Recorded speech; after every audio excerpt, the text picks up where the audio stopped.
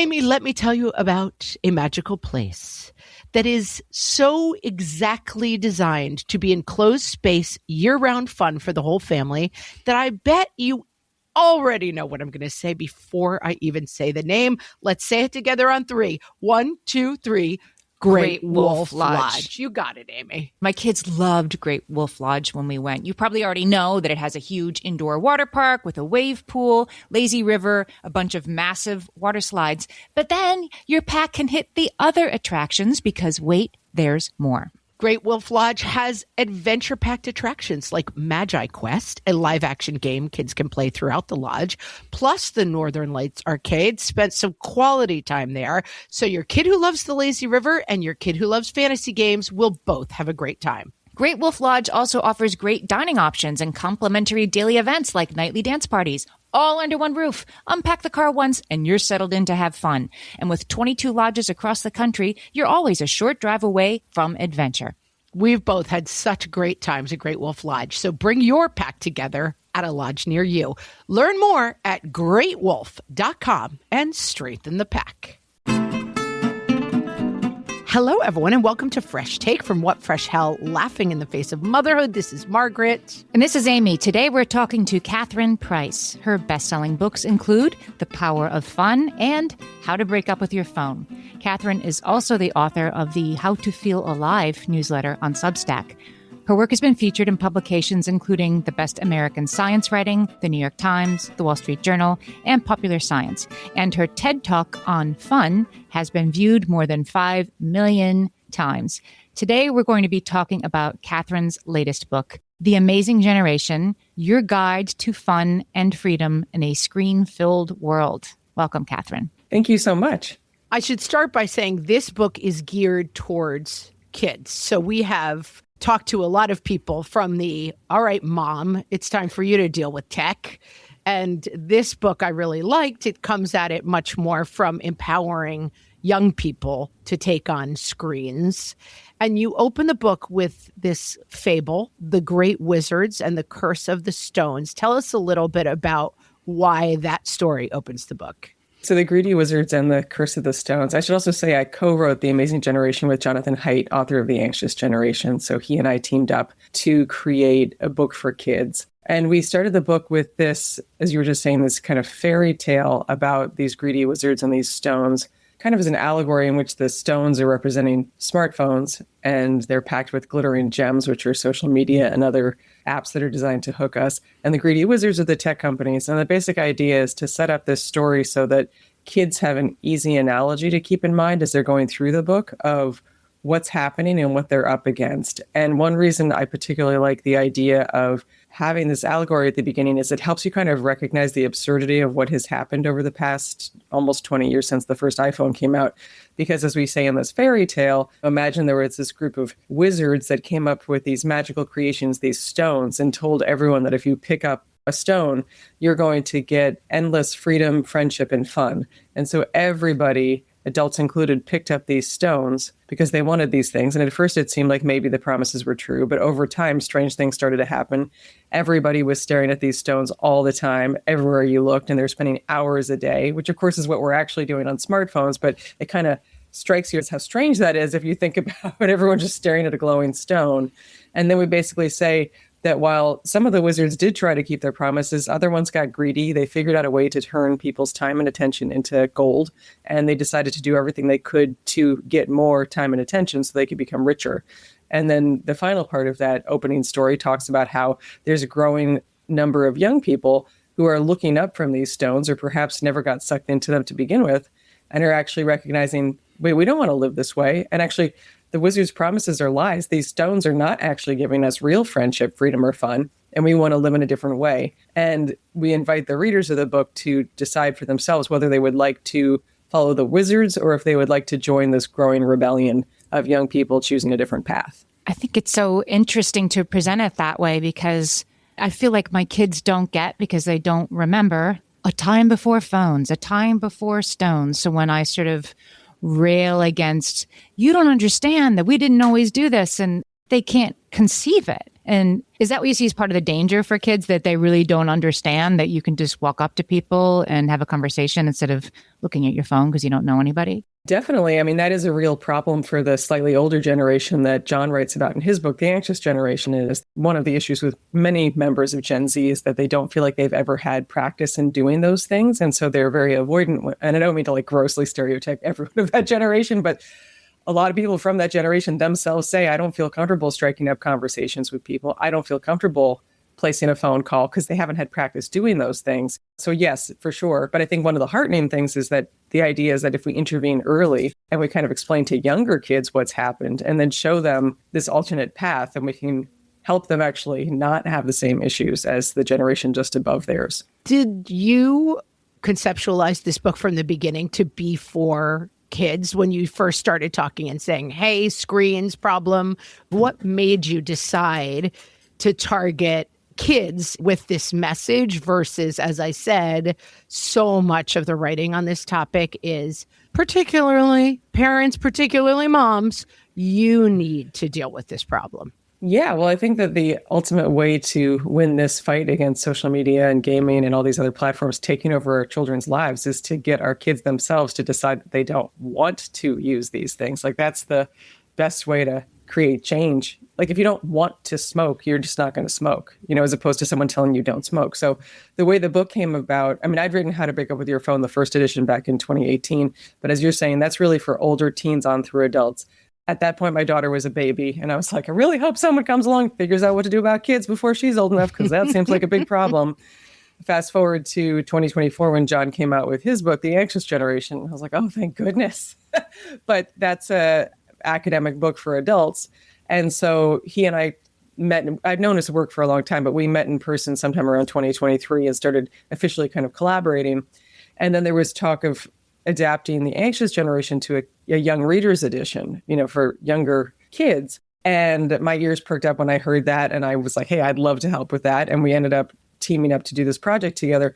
And it quickly became apparent that, to me at least, like, if you took The Anxious Generation, a fantastic adult book, and you just translate it into kid words, yeah, sure, adults might buy it, but kids wouldn't read it. So the reason that we were targeting kids is because there needs to be a book that speaks to kids. There really isn't one that does that. But the approach we took was very deliberate in that it is not a traditional young readers adaptation. It really turned into an entirely new book that combined, I think, the best of both of our previous books into this new guide. But the short answer to your question is, I think the only way that we solve this problem of technology is to just help kids truly understand what's going on and then, tell them the truth. I think that's why this book so far, we can talk about this more, but it seems to be working, is that it's telling kids the truth. And it's saying, do you want this future where you spend all your time on screens? Or do you want this other future where you get to have fun and friendships in real life? And the real life option is genuinely better.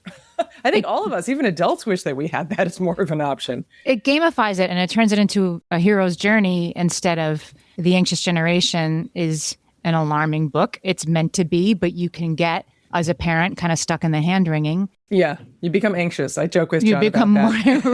More, right, the anxious mom generation. And so it does make sense to me that, okay, like, how are we going to get our kids to be on their phones less? Well, they have to want to. And framing it as like, you get to go on this journey, you get to go on this quest, which sort of gamifies it, is a really good approach. It seems to me that it's our best shot at getting them to want to do this. Yeah, I hope so. And I also think one of my hopes, and I think it's starting to happen, is that kids will read the book and then help us adults. Yes. Because one of my big goals, I briefly after college taught middle school math and Latin. And then I also tutored kids in middle school through high school in my early years as a freelance writer because I was trying to pay the bills. And so I had a lot of early experience with this age group. And of course, as we all were once this age ourselves, and no one likes to be told what to do. So I wanted to come at it in a way that would really speak to kids at their level. And also, kids are sick of having fights with their parents about screen time. So much of this conversation is top down for good reason, but adults talking down to kids. So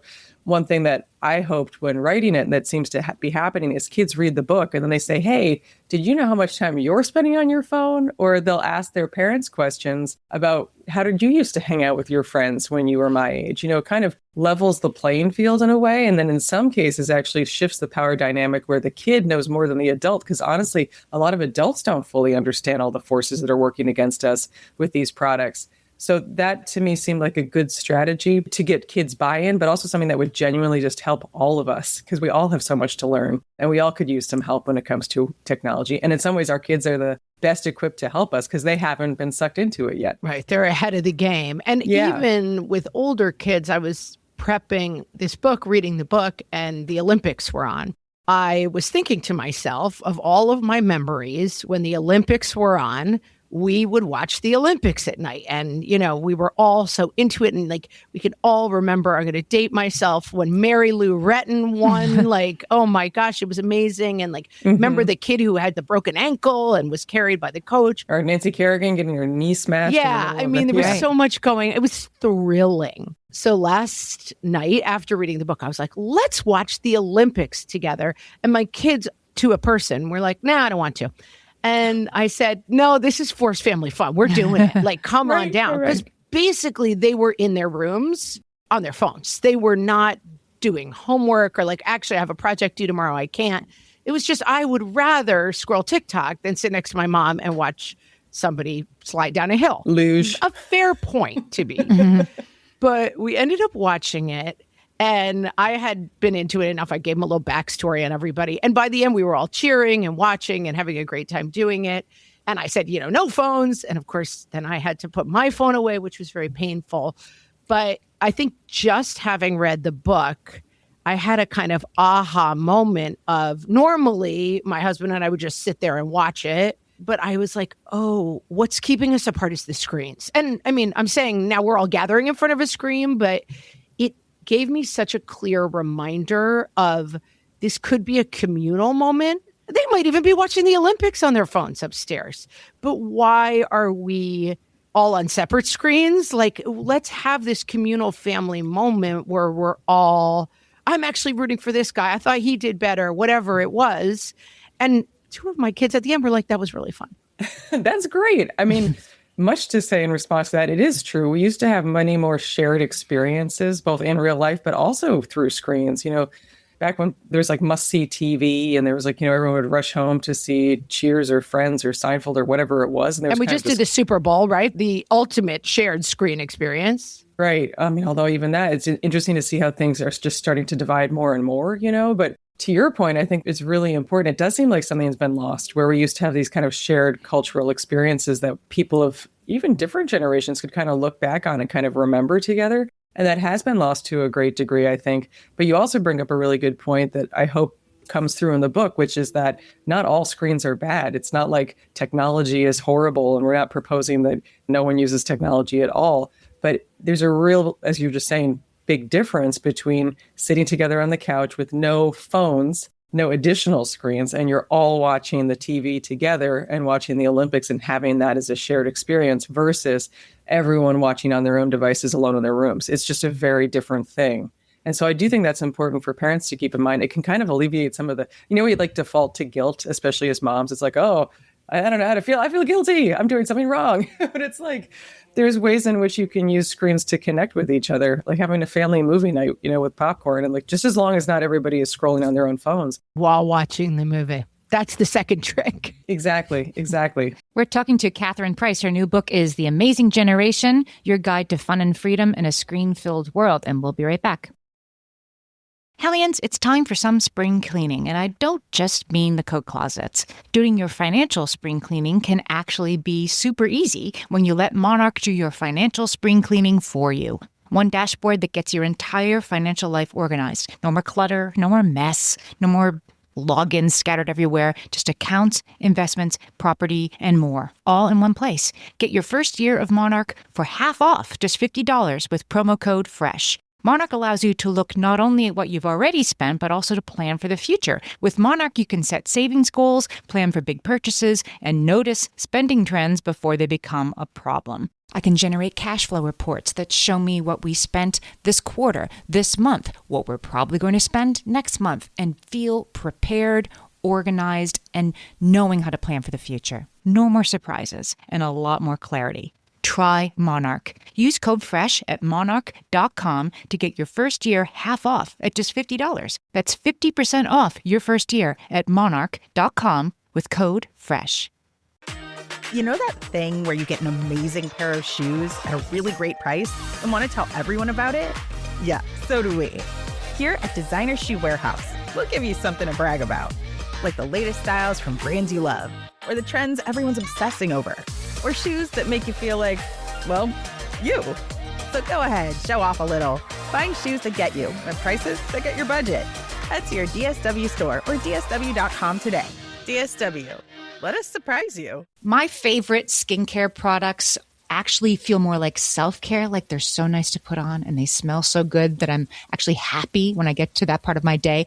And I swear that is how I feel about Osea's anti-aging body balm. Amy, you are usually the lotions and potions queen on this podcast, but I have to say, hard agree. Osea's anti-aging body balm is a liquid silk body balm that combines the lasting hydration of a lotion with the firming power of a serum, leaving skin smoother and firmer. This body balm is clinically tested and designed to deliver visible results you can see and feel. So we've gotten to use this product for a couple of months now, and I swear I have really noticed firmer and smoother skin, like on the back of my hands. It's like getting a mini spa treatment from head to toe. Get a spring-worthy glow with clean, clinically tested skincare from Osea.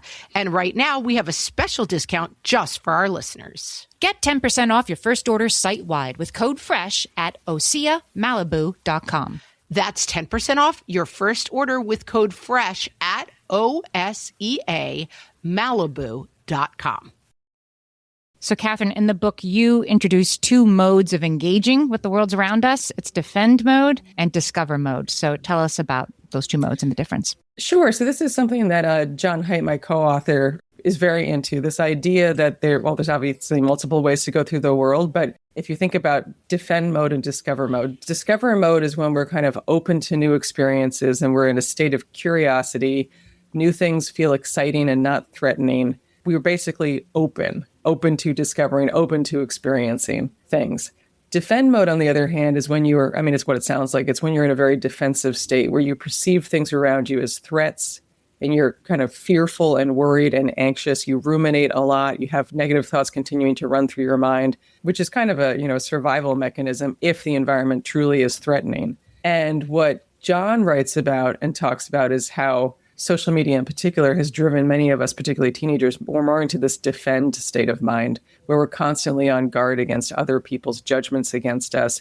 And we are always kind of looking out to see who might be attacking us. It's a very protective state versus real life, where you actually, if you're engaged in real life and you feel confident in real life, where you actually can go out and be a little bit vulnerable because you're not worried about being attacked all the time. You're not worried about being criticized or made fun of for trying new things. And so the reason we brought that up in the context of the amazing generation is just to introduce to kids the idea that you could have these two modes going through life, one of which is going to leave you feeling anxious and trapped and fearful most of the time, and the other of which is going to actually empower you to have more experiences and to go out and have more fun in the world, to have more adventures, create more memories.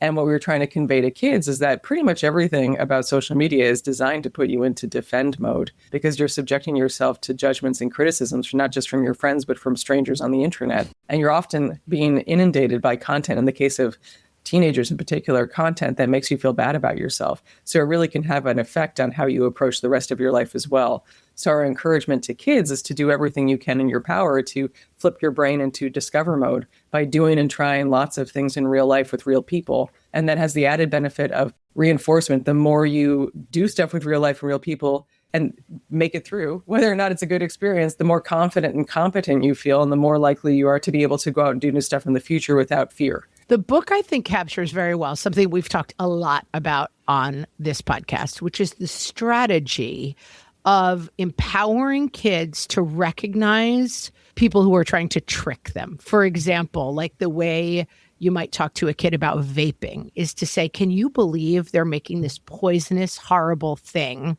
And they think you're going to be dumb enough to try it if they make it bubblegum flavored. They're going to give you poison flavor as bubblegum, and they think you're going to fall for that. That's an approach that can be not 100% successful, but it can work with kids to say, hey, let's get on the same side of the net against the vaping companies. So you focus a lot on the role of the tech giants. And the way that they're selling kids information, saying things that are free, that apps actually then start costing a lot of money. And the idea that they know the product is hurting you, but they're selling it to you anyway. I think we've talked about it, Amy, mostly instinctively, like, oh, these people are trying to trick you.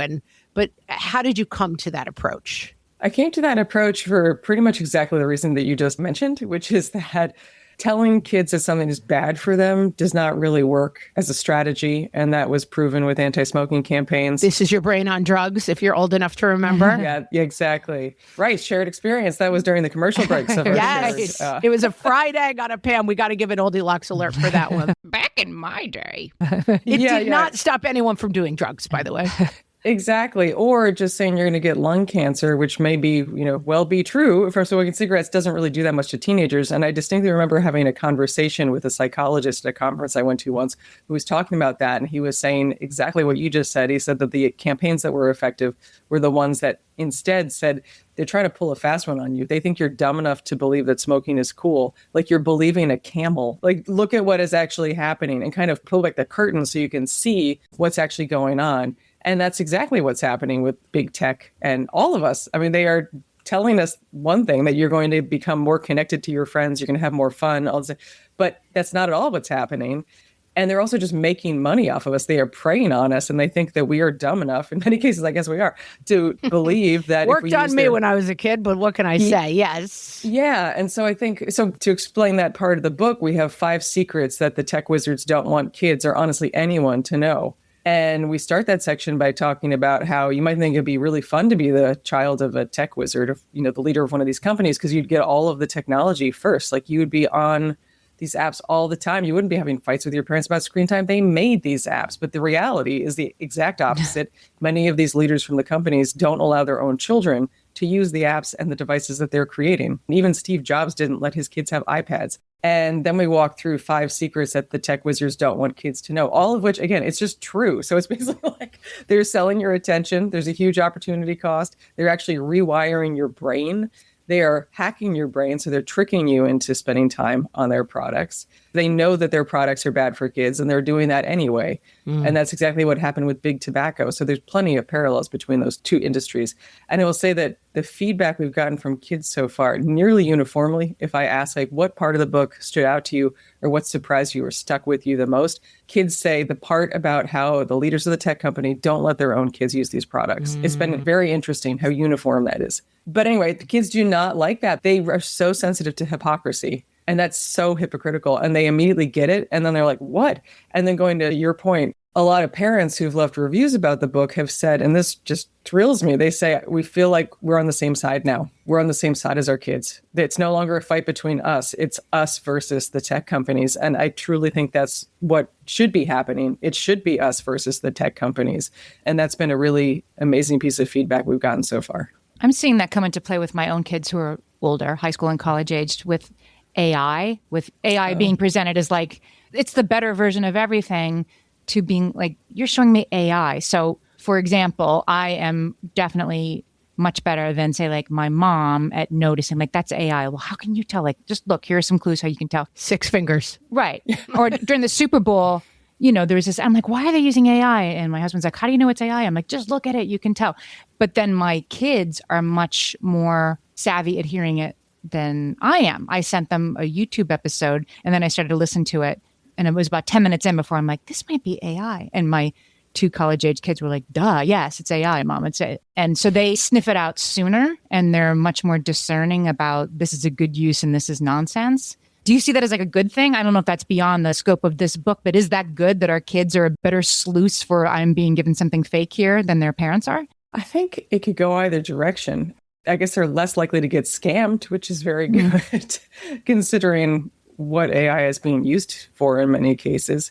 At the same time, they're also the first generation to be growing up in a world in which you can have a relationship with computer program, like a computer code. And plenty of people are doing that, even though they know full well that it's not, quote, real. And then I would also say I do worry about the cynicism that this breeds, where you start to not trust anything.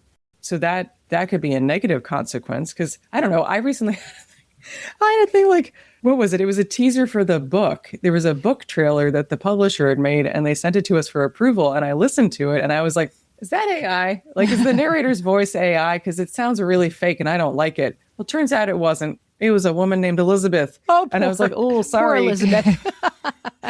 So I do worry that it's like we start to just doubt everything because we're worried people are tricking us. And like, what does the world look like if no one trusts anything?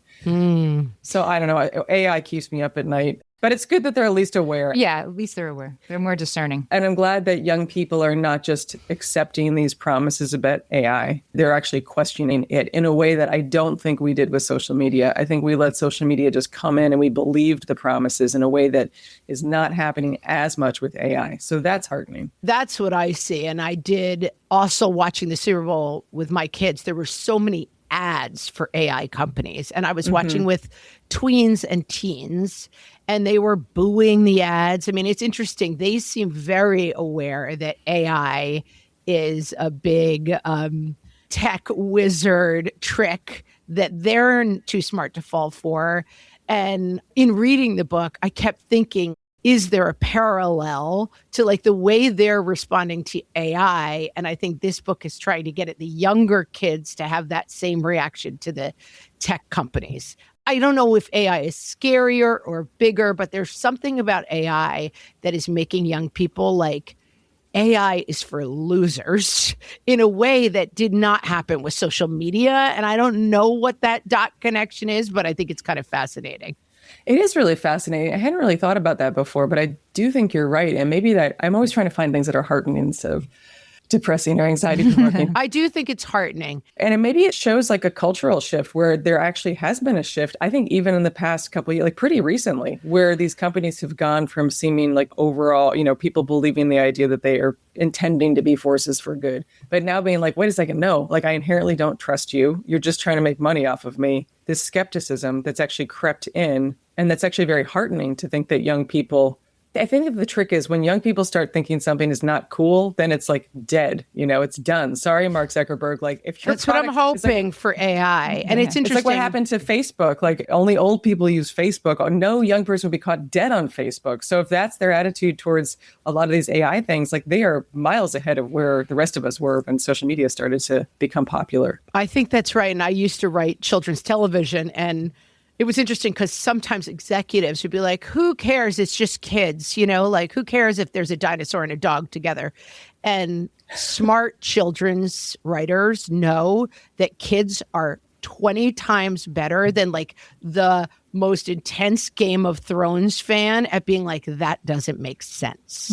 They're actually very perceptive of things. So I think that this approach with the book is really smart to say like, let me point this out to you, because I think sometimes we do put too much on moms because it's like, kids can't understand this. And it's like, kids can definitely understand this. Like if you do something wrong in the world of Bluey, you're going to have a rebellion on your hands. And I think that the idea, I'm hoping that AI thing is a little bit of a canary in the coal mine for kids being more like, this is not good. Yeah, I hope so. I think it's very tricky because at the same time, then you have the AI companies trying to get into the classrooms. And then, it's a whole tangential conversation, but that really does bother me of like, I truly do believe we need to help our kids learn to think as humans first before just outsourcing our brains to have computer code do it for us. I mean, there's a way in which to use AI as a tool, but that's not what's happening. We digress, but we're definitely co-signed thumbs down on AI. Okay, we're talking to Catherine Price. Her new book is The Amazing Generation, Your Guide to Fun and Freedom in a Screen-Filled World. We'll be right back. All my kids learned to swim when they were little. It was super important to me that they be confident and safe in the water. There was only one problem with that, taking them to swim lessons. I mean, the pools were freezing. There were always cranky adults doing laps right there. And it was definitely not, for any of us, what you would call fun. Amy, heard. But now there's Goldfish Swim School. Goldfish takes a really thoughtful approach to swim lessons, combining research-based teaching with a warm, kid-friendly environment that actually helps kids thrive in the water. Every detail at Goldfish is thoughtfully designed to create a golden experience, from shiver-free, warm indoor pools to comfy waiting areas for parents to professionally trained lifeguards on deck. Goldfish uses an approach called the science of swim play, which combines guided play with proven teaching techniques to help kids learn to swim, build water safety skills, and gain confidence, all at their own pace. Lessons are designed to meet kids exactly where they're at. If you've been thinking about swim lessons or just wondering where to start, this is a great opportunity. Right now, Goldfish Swim School is offering a waived membership plus your child's first lesson free at participating locations. Just visit goldfishswimschool.com/free to find a location near you and enroll using promo code FREE. That's goldfishswimschool.com/free, promo code FREE. Amy, when I'm having a good hair day, it usually makes my whole day better. And that's why on every day, I'm taking Nutrafol. Nutrafol is the #1 dermatologist-recommended hair growth supplement brand, and it's the #1 hair growth supplement brand personally used by dermatologists. Nutrafol's hair growth supplements are peer-reviewed, NSF certified for sport, and clinically tested. Nutrafol offers multiple formulas for men and women, tailored to different life stages and lifestyle factors, so you get support that's actually right for you. Adding Nutrafol to your daily routine is easy. Order online, no prescription needed, with automated deliveries and free shipping to keep you on track. Let your hair be one less thing to worry about. See visibly thicker, stronger, faster-growing hair in 3 to 6 months with Nutrafol. For a limited time, Nutrafol is offering our listeners $10 off your first month subscription and free shipping when you visit Nutrafol.com and enter promo code LAUGHING. That's Nutrafol.com, spelled Nutrafol.com, promo code LAUGHING. In part 3 of our podcast episodes, we love to move to solutions. We've definitely wallowed in the AI anxiety. Now let's talk about how you set up kids in this book to become rebels. Well, I love that the structure of your show parallels the structure that we used in the book, which is It really does. Problem, nightmare, solution. Yes. Exactly. So after we reveal these secrets to kids that the tech companies don't want them to know, the biggest of which, by the way, is that the tech companies need kids more than kids need big tech, which, again, is true, because if they didn't have, in their own words, a pipeline of young users, their businesses would collapse. There's so many parallels between big tech and big tobacco. It's really astonishing. But anyway, the last third of the book is our invitation to readers to join the growing youth rebellion of young people who are choosing to stand up and pick a different path. So the whole last third of The Amazing Generation is called How to Be a Rebel. And it gives kids a step-by-step plan for how you can actually fill your life with more what we call real friendship, real freedom, and real fun, as opposed to the fake stuff that exists on screens.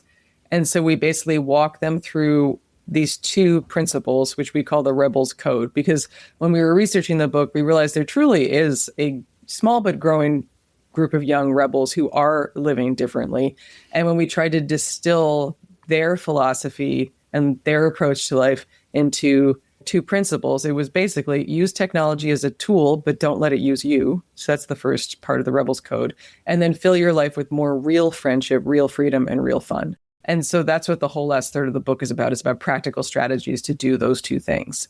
And throughout the book, you feature actual young people, kids, who you highlight as rebels. And give us an example of 1 or 2 of the people you highlight and why you chose them to inspire kids in this book. Yes. So John and I realized pretty early on that we're old, especially compared to our readers, and try that we might to be cool in our own lives. That is not going to be the impression that young readers take. So we actually wrote ourselves entirely out of the book. It's a fool's game, people trying to appear cool to the young. Exactly. So there's some draft I remember where we had like, who are we? And then it was like, no one cares. Get us out of it. So we're totally out of it.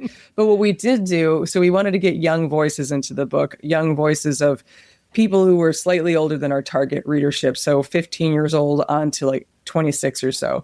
And so we did that in 2 ways. One was to collect a lot of anecdotes from young people who grew up with social media and smartphones and video games and now harbor regrets about their experiences and want to change their own approach to life. And they also want to give advice to the younger generation so that they can avoid what happened to them. So we have lots of little anecdotes featured as quote bubbles sprinkled throughout the book. So it's kind of like, don't take our word for it. You know, here's actual another kid or another young person saying that they're grateful they didn't have social media, or they wish that they hadn't had it, or this is what the effect that spending so much time on screens had on me. But we also wanted to feature straight up positive stories of a handful of young people who really are living this rebellious life. So we have 6 profiles sprinkled throughout the book called Meet a Rebel. And we basically did interviews and then put photographs of them in the book. Yeah. And just to give you an example of one young person we featured, Sean Killingsworth is this young man. He's probably 23 now. He lives in Florida. He started something called the Reconnect movement, which is a network of clubs on college campuses where students get together to spend time together off of their phones. And sometimes they just like hang out.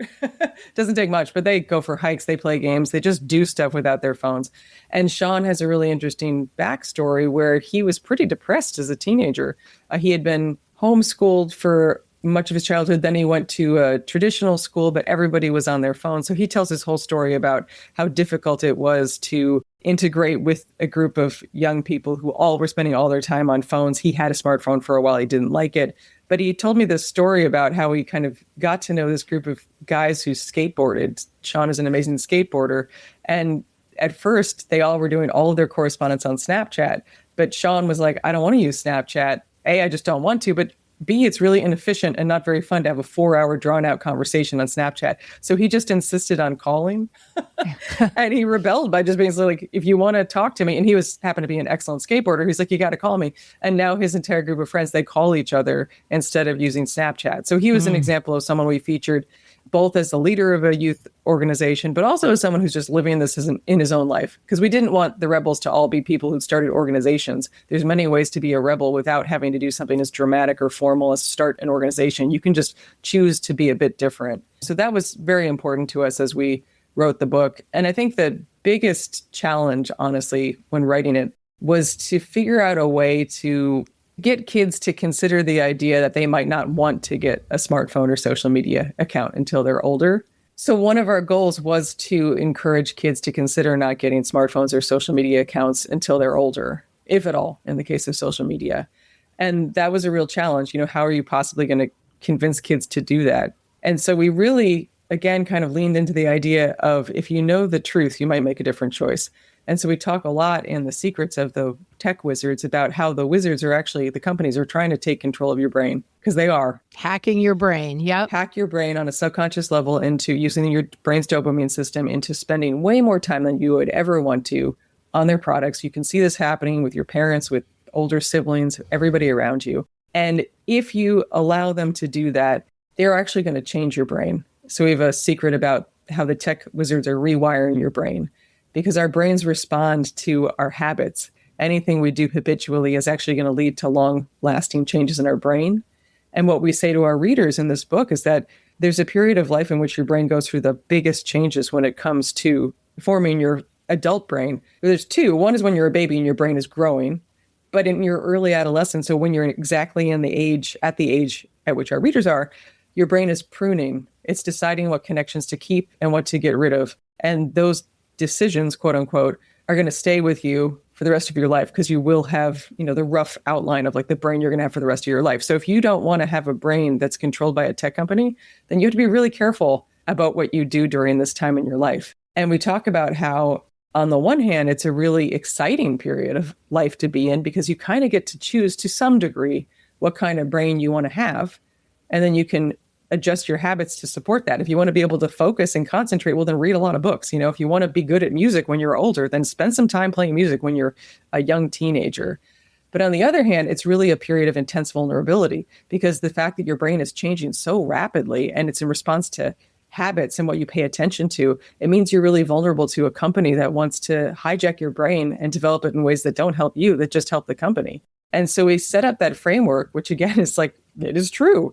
And we say that means that you do have the power to protect your own brain. Like if you don't want the tech companies to control your brain, the most effective way to do that is to not use their products, to not give them access to your brain. And so we basically put out that idea that for a lot of these young rebels, what they do is they decide that they're going to protect their own brains by just not using smartphones, using basic phones instead, and just calling their friends instead of using social media, or not getting on social media at all, because they know that getting a social media account is like handing the tech companies the keys to your brain. And it's been very interesting to hear feedback from real readers, because it seems to really be resonating with them. I think that kids, when they recognize, wait a second, like I have one brain, this is the time at which it's changing the most dramatically, and I have a little bit of control over that. Like, I don't want to let a company into my brain. That's crazy. And so there's actually been a number of people, parents who have commented on how their kids read the book and then actually said, I've thought about it. And I think that when I get a phone, I just want one that calls and texts, or I actually don't think I want to be on social media anymore. And that's incredibly exciting, as a parent to hear that response. But I think it's because we present it as, I don't know, in terms of what's really happening, in terms of your brain development. I keep coming back to we're telling the truth. What a concept. Who knew? Telling the truth is effective, guys. Also, something that you said that I had highlighted in the book, and I think even for my older kids who are digital natives and they are in it, they've got the phones, they've got the apps. Because I think that a lot of the advice, which is useful and good about put your phones away at this time of night. We do that in our house.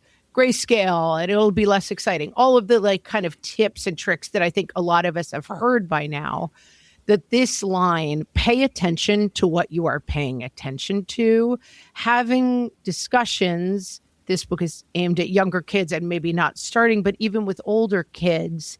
I notice you haven't been practicing guitar this week. You love guitar, but what are you doing instead? You were telling me that. I was like, no. I did play piano. Okay, Catherine, I have a camera in your house. We've brought you here to tell you. This is an intervention. I have no thoughts at all, Catherine, on your guitar habits. But in talking to one of my children, I said, you haven't been practicing guitar. What's filling that time? Let's think about why we're not playing guitar. And maybe it's that you could be on the phone for an hour when you get home and then have an hour of guitar and then have 2 hours of homework. And then we'll have family dinner where there are no phones allowed. And then you can have your phone again for an hour before bed or whatever it is. Let's pay attention to what we're paying attention to for our teens, for ourselves, because it seems to me the conversation has gone beyond put your phone in gray mode and it won't be as exciting. It's just as exciting, we're finding out maybe, or at least it's still a little bit too exciting. Right. Yeah. Right. Or you just don't keep it on black and white. I'm smiling because on the desk in front of me, I have a bracelet I had made for myself after I wrote How to Break Up With Your Phone that says pay attention on it. I took it off because it was going to jangle while I was talking. But when I wrote How to Break Up With Your Phone, my biggest personal insight from that book is that our lives are what we pay attention to. Ultimately, that's just kind of a rephrasing of William James and the Principles of Psychology from 1890. But he talks about how our lives are what we attend to. But basically, we only experience the things we're paying attention to, and we only remember the things we pay attention to. We're only going to develop the skills we pay attention to. And so for me personally, what I came away with is that means that anytime I make a decision in the moment about how I'm spending my attention, what I'm paying attention to, same verbs we use to talk about money, I'm making a bigger decision about how I want to live my life. So I think that you've really just honed in on what I think is fundamentally the most important message, or the most important thing for all of us to think about, which is that we've got one life and you've got a limited amount of time and attention. And these are products that are designed to steal that from us. But what do you want to pay attention to? Because if you don't know what you want to pay attention to, these companies will make that decision for you. And it's not going to be encouraging you to practice guitar. Yes, It's not. Catherine Price's latest book is The Amazing Generation, Your Guide to Fun and Freedom in a Screen-Filled World. I also really enjoyed How to Break Up With Your Phone, by the way. So we're going to put links to Catherine's books on Bookshop in the show notes for this episode. Catherine, tell our listeners where else they can find you and your work. Well, thank you so much for having me. And yes, your listeners can find more resources and more about my books and courses at catherineprice.com with a C. And I write a Substack newsletter, as you mentioned, called How to Feel Alive. And that is catherineprice.substack.com. And then if you would like more resources on the Amazing Generation in particular, it's amazinggeneration.com. And we have educators guides and community reads guides and adult caregiver discussion guides and a free preview. So I hope that your listeners will check some of those out. And I want to underline just before we close that the book is extremely lively. It's cartoons, it's animations. So we've been talking about it from a 30,000 foot view, but check out the website and you'll get a sense of the book is very much designed for kids. It's very accessible for kids. amazing illustrations and animations in the book. Is it animations if it's still, I don't know, whatever I'm trying to say. Nothing moves on the page. Do not get excited. It's not an iBook. Not social media. Not social media. We wanted to make it really visually appealing. And also because we've got a target age range that starts at 9 years old. We thought it would end at like 13. We've actually heard from older teens and adults that they're getting stuff out of the book. So I think the top range might go for adults, but starting at 9-year-olds. So we have a graphic novel by this amazing illustrator, Cynthia Yuan Cheng, who also did a lot of illustrations throughout the book. Yeah, and it's full color. I love looking at it personally. It's beautiful. I just wanted to say that because I feel like the way we've been talking about it, people might be picturing like a novel with black and white print. It's very, very vibrant, this book. So yeah. Go check it out. I really enjoyed it. Perfect for all the young people in your life. And Catherine, thank you for joining us. And please go practice guitar. For goodness sakes, Catherine. Thank you very much both for the conversation and the gentle encouragement. Thanks, Catherine. Thank you, guys.